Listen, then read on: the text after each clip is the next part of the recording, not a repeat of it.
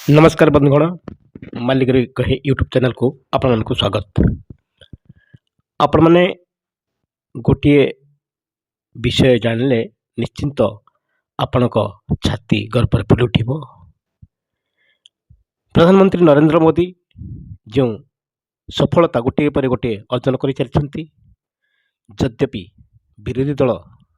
नेता माने लोक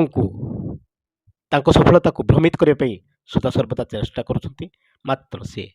आप्राणपणे देश चिंता कर चलती कार्य तार परिणाम भारत को गोटे गोटे पर गोटे सफलता निश्चित भाव में मिलूँ। आज विश्व स्तर में भारत को जो सम्मान एवं जो मुख्य भूमिका देखा मिलूँ ताहा केवल प्रधानमंत्री नरेंद्र मोदी सफलतार कहानी बोली कहुए। पूर्वर भारत को एत गुरुत्व बा सम्मान विश्व स्तर में दि जाऊ नथिला, मात्र ताहा ए भारतवासी आनी प्रधानमंत्री नरेंद्र मोदी जितेबले 2014 मसीह प्रधानमंत्री नरेंद्र मोदी शासन भार नेले सेतेबले भारत अर्थनीति जीडीपी अनुजाई 10म स्थान में थिला, मात्र ताकू प्रधानमंत्री नरेंद्र मोदी 5म स्थान को आनी सारी एवं से निर्वाचन समय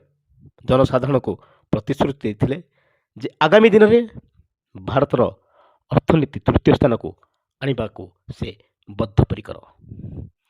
तार एक नमूना आपण मानकु निश्चित भाव देखा पड़ो जे वर्तमान भारतर फॉरेन एक्सचेकर बा वैदेशिक विनिमय मुद्रा पृथ्वीर चतुर्थ स्थान में आसी पहुंची। अर्थात भारत में वैदेशिक विनिमय मुद्रा आज जहाँ पहुंची ताहा भारत इतिहास रे केभे संभव होई नथिला एवं वर्तमान भारत रिजर्व बैंक रिपोर्ट अनुसार 704.885 बिलियन डॉलर वैदेशिक मुद्रा भारत में गच्छित अच्छी, जो कि पाकिस्तान एवं बांग्लादेश श्रीलंका भली देश पूरा तांकर वैदेशिक मुद्रा शून्य हो गलानी बोली कहते से क्षेत्र में सारा विश्व में वैदेशिक मुद्रा संचित क्षेत्र में भारत एपरिक रशिया भली देश को पछरे पकई देछि एवं चतुर्थ स्थान में रही। यह निश्चिंत भारतीय अर्थनीति एवं भारत पर शुभंकर खबर एवं भारतर क्षमता को केते परिमाण वृद्धि पाउछि ताहा दर्शाउछि। आउ एक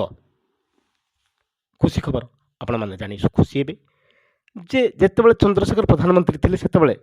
भारतर सोना को बंधा रखी टंका आनी भारत को चलैया पई परिस्थिति बाध्य करिथिला, मात्र परवर्ती समय भारत से सोना को मुकलेबारे समर्थ होइथिला एवं से टंका इंग्लैंड रो बैंक ऑफ इंग्लैंड रे गच्छित रहीथिला एवं रही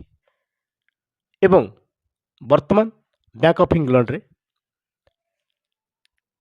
324 टन सोना भारतर गच्छित हो रही, जहाँकि आंतर्जातिक विनिमय मुद्रा भाव ताकू कार्य करा जाय थे एवं ताकू व्यवहार करा जाय थे। से मुद्रा एपर्यंत सुधा भारतर थिला, मात्र ए वर्ष धनतेरस पई प्रधानमंत्री मोदी से 102 टन सोना भारत को फेरे आनिबारे सक्षम होइचंती एवं से सोना को नागपुर एवं बॉम्बे विभिन्न रिजर्व बैंक विभिन्न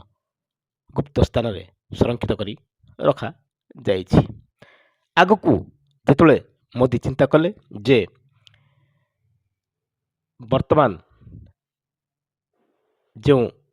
इस्राएल ईरान एवं यूक्रेन रशिया युद्ध लगी